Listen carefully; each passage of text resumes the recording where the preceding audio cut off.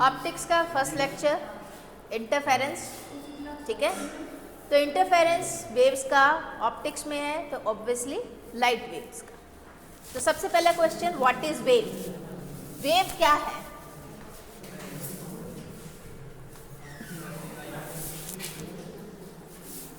Wave disturbance है और variation है जिसकी वजह से एनर्जी ट्रांसफर होती है एक प्लेस से दूसरे प्लेस पर, ठीक है। तो वेव्स बेसिकली क्या है? डिस्टरबेंस।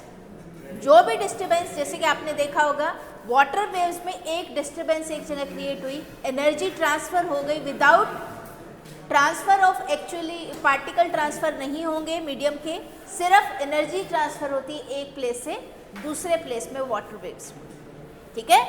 तो यहाँ पे एनर्जी की ट्रांसफर है बाय डिस्टरबेंस, जो आपने मीडियम में क्रिएट की है डिस्टरबेंस, उस डिस्टरबेंस से, ठीक है।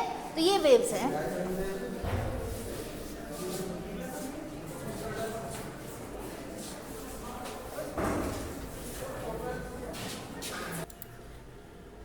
अब वेव और पार्टिकल में जो सबसे बड़ा डिफरेंस है वो ये है कि वेव जो है वो एक प्लेस पे एक साथ काफ़ी सारी हो सकती है,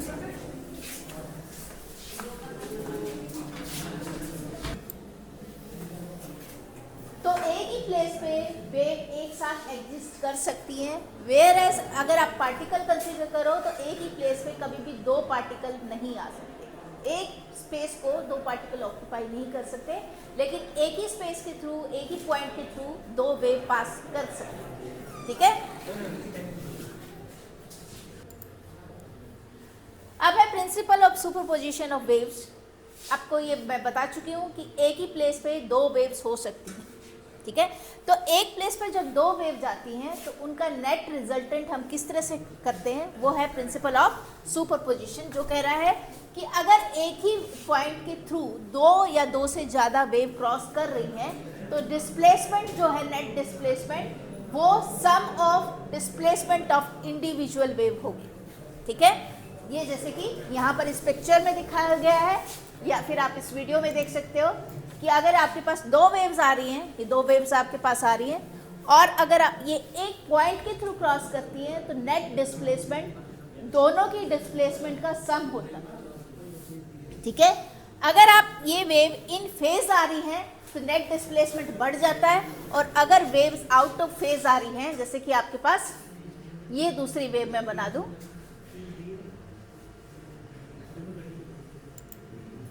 ये आउट ऑफ फेज है, तो नेट डिस्प्लेसमेंट आपके पास जो है रिजल्टेंट कम हो जाएगा, ठीक है। तो ये आपका डिस्ट्रक्टिव इंटरफेरेंस हो जाएगा ऐसी जगह पर जहाँ पे नेट डिस्प्लेसमेंट कम हो रहा है, और जहाँ पे सुपरपोजिशन की वजह से कंस्ट्रक्टिव इंटरफेरेंस हो रहा है वहाँ पे नेट डिस्प्लेसमेंट बढ़ जाएगी, ठीक है।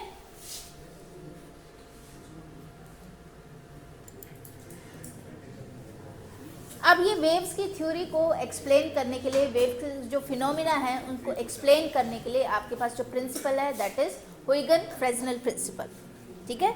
इस प्रिंसिपल के अकॉर्डिंग अगर आपके पास कोई वेव जा रही है तो every point on the wave front is source of secondary wavelets, ठीक है। अब वेव फ्रंट क्या है? वेव फ्रंट को फेजर जो पॉइंट्स हैं उनको अगर आप ज्वाइन कर दो तो वो आपके पास वेव फ्रंट बनेगा, ठीक है।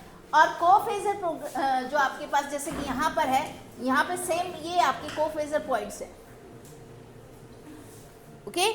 अब ये जितने भी पॉइंट्स हैं, ये आपके जितने वेव फ्रंट पे पॉइंट्स हैं, ये न्यू सोर्स होंगे सेकेंडरी वेवलेट्स के, तो ये नई वेवलेट्स बनाएंगे, और ये वेवलेट्स आगे फॉरवर्ड डायरेक्शन में उसी स्पीड से जाएंगी जिस स्पीड पे आपका ओरिजिनल सोर्स वेव जा रही थी, ठीक है। अब न्यू वेव फ्रंट अगर आप देखो तो नया वेव फ्रंट जो बनेगा वो जो सेकेंडरी वेवलेट है उनका टेंजेंट आप ड्रॉ कर दो तो आपके पास नया वेव फ्रंट बनेगा। ये हुइगन-फ्रेस्नेल प्रिंसिपल था। अब जो फिनोमिना आपके वेव थ्योरी से, इस वाली थ्योरी से एक्सप्लेन हम कर सकते हैं वो आपके पास है रिफ्लेक्शन, रिफ्रैक्शन, इंटरफेरेंस, डिफ्रैक्शन और पोलराइजेशन। ये सारे के सारे फिनोमिना वेव के फिनोमिना, ठीक है। एक फिनोमिना जिसको इससे वेव थ्योरी से नहीं एक्सप्लेन कर पाते वो आपके पास है फोटो इलेक्ट्रिक इफेक्ट, वो आपके पास पार्टिकल फिनोमिना है, ठीक है। पार्टिकल फिनोमिना, अगर आप पार्टिकल्स को देखो तो पार्टिकल रिफ्लेक्शन भी शो करते हैं, ठीक है। अगर आप एक बॉल को कहीं दीवार पे फेंको तो दीवार से बाउंस करके वापस वो रिफ्लेक्शन के अकॉर्डिंग भी बाउंस करती है, ठीक है। तो पर्टिकुलरली आपके पास रिफ्लेक्शन, रिफ्रैक्शन, इंटरफेरेंस, डिफ्रैक्शन और पोलराइजेशन, ये सारे के सारे फिनोमिना हम हुइगन फ्रेस्नेल थ्योरी से एक्सप्लेन कर सकते हैं।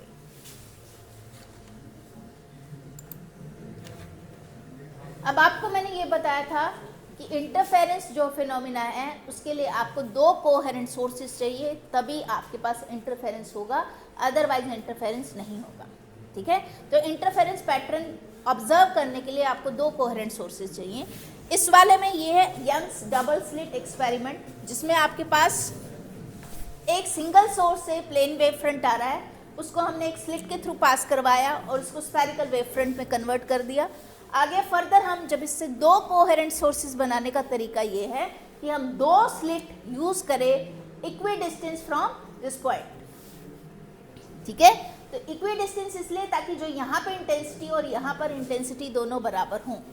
अगर इंटेंसिटी या एम्पलीट्यूड इंटरफेयरिंग वेव्स का बराबर होगा तो आपके पास जो फ्रिंजेस बनेगी उनके बीच में कंट्रास्ट अच्छा होगा। ब्राइट फ्रिंज ऑलमोस्ट जो है जैसे यहाँ ब्राइट फ्रिंज है, आपके पास ये ब्राइट फ्रिंज है, और डार्क फ्रिंज ऑलमोस्ट बिल्कुल आपके पास जीरो इंटेंसिटी की आएगी अगर इक्वल इंटेंसिटी है तो, ठीक है।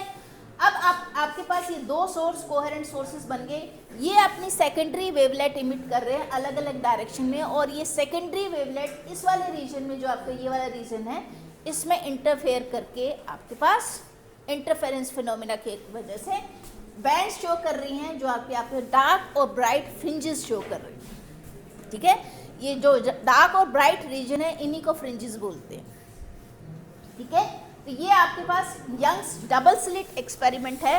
अब इसमें अगर मैं सोर्स और स्क्रीन के बीच में जो डिस्टेंस है दैट इज कैपिटल डी, इसको कैपिटल डी बोलते हैं, ठीक है। सोर्स कहाँ पर है? सोर्स आपका ये सेकेंडरी जो आपके पास कोहेरेंट सोर्सेज है ये माना जाएगा, ये वाला सोर्स नहीं जो आपका मेन सोर्स था जिससे आपने दो सोर्स बनाए, वो सोर्स नहीं, ठीक है। तो ये वाला सोर्स जिससे आपने दो source by division of wave front बनाए हैं उससे डिस्टेंस आपका स्क्रीन का दैट इज कैपिटल डी। और अगर मैं इस डिस्टेंस को चेंज कर रही हूँ तो आपके पास फ्रिंजेस पे क्या इफेक्ट आ रहा है? क्या इफेक्ट आया? फ्रिंजेस क्लोज हो, ठीक है, ज़्यादा पास हो, ओके। और अगर इसका मैं डिस्टेंस कम कर रही हूँ तो फ्रिंजेस, ये डिस्टेंस बढ़ा दिया डी कैपिटल डी, तो फ्रिंजेस के बीच में भी डिस्टेंस बढ़ गया। मोरओवर जो फ्रिंज विड्थ है वो भी बढ़ गई, आपने देखा बैंड का इंडिविजुअल बैंड भी बढ़ रहा है, ठीक है। अगर मैं स्लिट्स के बीच में डिस्टेंस को चेंज कर रही हूँ तो इसका इफेक्ट क्या होगा? अगर मैं स्मॉल डी बढ़ा रही हूँ, स्मॉल डी है डिस्टेंस बिटवीन स्लिट या distance between two coherent sources, अगर इसको चेंज कर रही हूँ तो क्या इफेक्ट आ रहा है? ये बढ़ाने से आपके पास, अगर मैं इनको क्लोज कर रही हूँ तो फ्रिंजेस के बीच में डिस्टेंस बढ़ रहा है, फ्रिंज विड्थ बढ़ रही है, और अगर इनको दूर कर रही हूँ स्मॉल डी बढ़ा रही हूँ तो आपके पास फ्रिंजेस क्लोज आ रही हैं एक दूसरे के। ये यंग्स डबल स्लिट एक्सपेरिमेंट था और ये पर्टिकुलरली एक वेव फिनोमिना है, और इसने फर्स्ट टाइम एस्टेब्लिश किया था कि ठीक है जो आपके पास लाइट है that is a wave. Otherwise पहले माना जाता था कि लाइट जो है दैट इज लाइक पार्टिकल, ठीक है। तो ये फर्स्ट एक्सपेरिमेंटल सेटअप जिसने ये कहा कि यस जो लाइट है वो एक वेव की तरह बिहेव करती है, और ये पर्टिकुलर फिनोमिना जो इंटरफेरेंस का है ये वाटर वेव्स में आप ऑब्जर्व कर सकते हो। तो वाटर वेव्स में जिस तरह का ये इंटरफेरेंस फिनोमिना जहाँ ये पर्टिकुलरली इसलिए हो रहा है by division of wave front, क्योंकि आपकी दोनों स्लिट से सेम टाइम पे लाइट पास कर रही है जिस तरह से वेव कर सकती है, ठीक है। और जाके आपके जो आगे जो रीजन है जहाँ इंटरफेयर कर रही है वहाँ पे एक ही पॉइंट से जब आपके पास लाइट पास कर रही है तो यहाँ पे जैसे एम्पलीट्यूड इस पॉइंट पर जहाँ पे क्रस्ट के ऊपर फॉल कर रहा है वहाँ पे एम्पलीट्यूड बढ़ गया, और जहाँ पे आपके पास क्रस्ट ट्रफ के ऊपर फॉल करती है वहाँ पर एम्पलीट्यूड कम हो जाता है और आपको फ्रिंजेस मिलती है, ठीक है। तो ये यंग्स डबल स्लिट एक्सपेरिमेंट है। अब कंस्ट्रक्टिव इंटरफेरेंस आपके पास कहाँ हो रहा है, जहाँ पर आपके पास दो क्रस्ट आपस में एक ही पोजीशन पर क्रस्ट के ऊपर फॉल कर रहा है और ट्रफ के ऊपर फॉल कर रहा है। ठीक है, ट्रफ कहाँ है, ट्रफ ये जो बीच वाला एरिया है आप इसके मिडल में मान सकते हो कि यहाँ पे ट्रफ है, और जो ये रेड लाइन दिखा रखी है दैट इज क्रस्ट। ठीक है, तो अगर आप जैसे ये पॉइंट देखो तो यहाँ पे क्रस्ट के ऊपर फॉल कर रही है, दो रेड लाइन इंटरसेक्ट कर रही है, तो this is point of constructive interference. लेकिन अगर आप ये पॉइंट देखो यहाँ पर, तो यहाँ पर एक जो है अगर आप एज्यूम करो तो यहाँ पे एक ट्रफ है और ट्रफ के साथ आपके पास क्रस्ट फॉल कर रही है, तो this point is point of destructive interference. तो ये आपका कंस्ट्रक्टिव इंटरफेरेंस यहाँ पे हो रहा है, और यहाँ अगर आप इस पॉइंट पे देखो तो यहाँ पे डिस्ट्रक्टिव इंटरफेरेंस हो रहा है, यहाँ पे क्रस्ट के ऊपर ट्रफ फॉल कर रही है। ठीक है,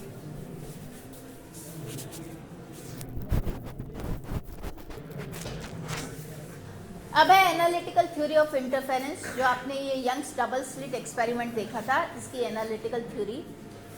तो सपोज आपके पास दो वेव्स हैं, एक जिसके वजह से डिस्प्लेसमेंट मैं लिख सकती हूँ y1 equals to a sine of omega t।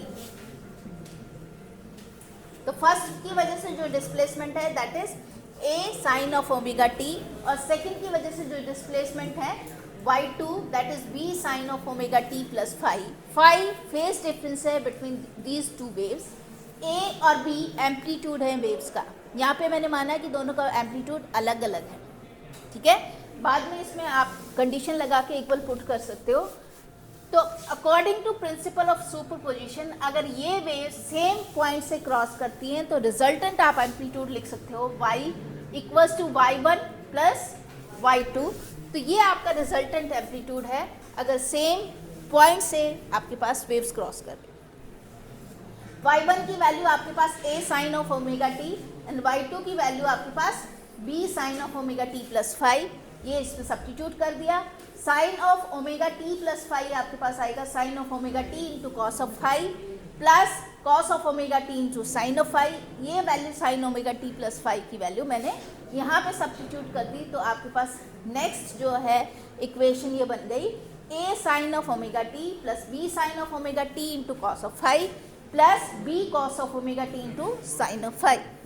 अब मैंने क्या किया, साइन ऑफ ओमेगा टी वाली टर्म्स को इकट्ठा कर लिया और कॉस ऑफ ओमेगा टी वाली टर्म्स को इकट्ठा कर लिया। तो ये आपके पास जो साथ में आया sine of omega T into A plus B cos of phi plus B cos of omega T into sine of phi, ये इक्वेशन नंबर मेरी है 1। ठीक है, अब मैं इस इक्वेशन नंबर 1 पे ये वाली जो टर्म है A plus B cos of phi, इसको पुट कर देती हूँ आर कॉस ऑफ थीटा के बराबर। ठीक है, और जो आपके पास यहाँ सेकंड टर्म है b साइन ऑफ फाई, इसको पुट कर देती हूँ r साइन ऑफ थीटा। ठीक है, इस तरह से पुट करने पे मैं इसको एक कंबाइंड रिजल्ट लिख सकती हूँ आपके पास इस तरह से कि ये आपके पास r sine of omega t plus theta के बराबर हो जाए। ठीक है, तो ये आपके पास r sine of omega t plus theta, क्योंकि आपने जब ये सब्स्टिट्यूट किया तो ये बनी first term r sine of omega t cos of theta, second term बनी आपके पास r cos of omega t into sine of theta, और ये कंबाइन करके आपके पास रिजल्ट बना resultant displacement r equals to r time sine of omega t plus theta. ठीक है, तो अगेन ये हार्मोनिक वेव है, अगेन ये हार्मोनिक वेव है। ओके, तो ये हार्मोनिक वेव जो रिजल्टेंट आपके पास वेव बनेगी वो भी एक हार्मोनिक वेव होगी जिसका एम्पलीट्यूड r होगा। ठीक है, अब फर्दर आपके पास tan of theta equals to, अगर आप इन दोनों को डिवाइड करो r sine theta divide by r cos theta, tan of theta equals to b sine of phi divide by a plus b cos of phi. ठीक है, अगर इनको आप स्क्वायर करके ऐड करो तो दोनों टर्म से आप r निकाल सकते हो। r की वैल्यू आएगी a square plus b square plus twice A B cos of phi की स्क्वायर रूट। ठीक है, तो ये आपके पास थीटा की वैल्यू आ जाएगी यहाँ से, और यहाँ से आपके पास r की वैल्यू आ जाएगी।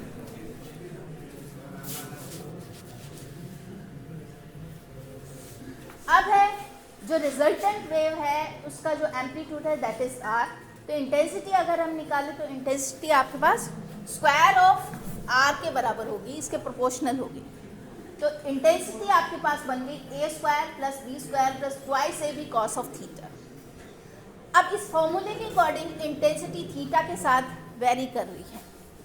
अगर आपके पास कॉस ऑफ थीटा की वैल्यू 1 है तो इंटेंसिटी मैक्सिमम होगी, और जब कॉस थीटा इक्वल्स टू 1 होगा तो थीटा की वैल्यू आपके पास 2 पाई टाइम्स एन थी। ठीक है, तो थीटा आपका फेज अगर आपके पास इतना आ रहा है 2 पाई टाइम्स एन, तो आपके पास इंटेंसिटी मैक्सिमम है।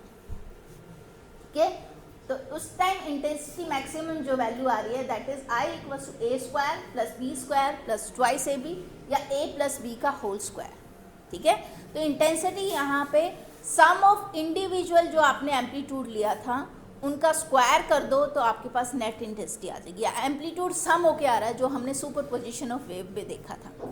ठीक है, और अगर आपके पास जहाँ पर मिनिमम इंटेंसिटी जब होगी जब आपके पास कॉस थीटा की वैल्यू -1 होगी, या फेज आपके अकॉर्डिंग फेज डिफरेंस यहाँ पे जो आएगा that is theta equals to odd multiple of पाई।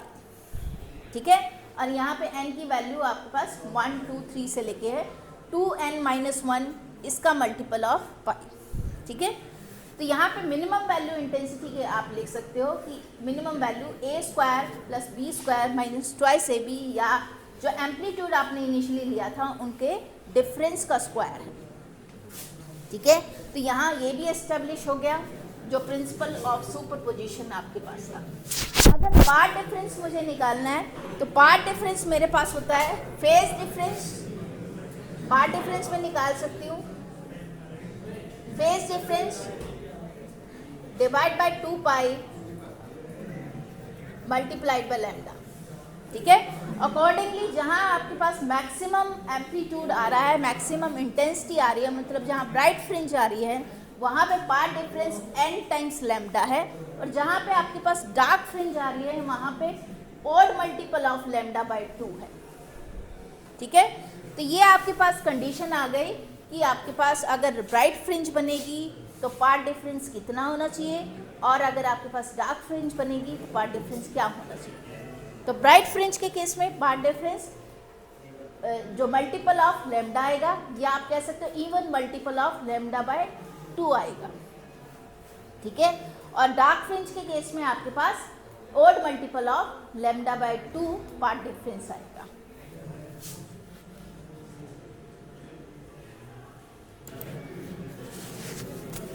अगर आपके पास दोनों वेव्स का एम्पलीट्यूड इक्वल हुआ तो उस केस में मैक्सिमम इंटेंसिटी आपके पास आएगी I equals to 4a square. ठीक है, a एम्पलीट्यूड ऑफ वेव्स है जिसको मैंने दोनों का इक्वल मान के a सब्स्टिट्यूट किया है, एंड मिनिमम इंटेंसिटी अगर आप यहाँ पे देखो तो आपके पास 0 आएगी। तो आपके पास फ्रिंज पैटर्न ये है कि आपके पास सेंट्रल में एक मैक्सिमा आएगा जहाँ पार्ट डिफरेंस 0 बनता है, उसके बाद दोनों तरफ इक्वल विड्थ की फ्रिंजेस आ रही हैं। फर्स्ट डार्क बैंड जो आपके पास आ रहा है that is at pi, second dark band आपके पास 3 पाई, दोनों तरफ आपके पास माइनस प्लस में आपके पास यहाँ पे चलेगा।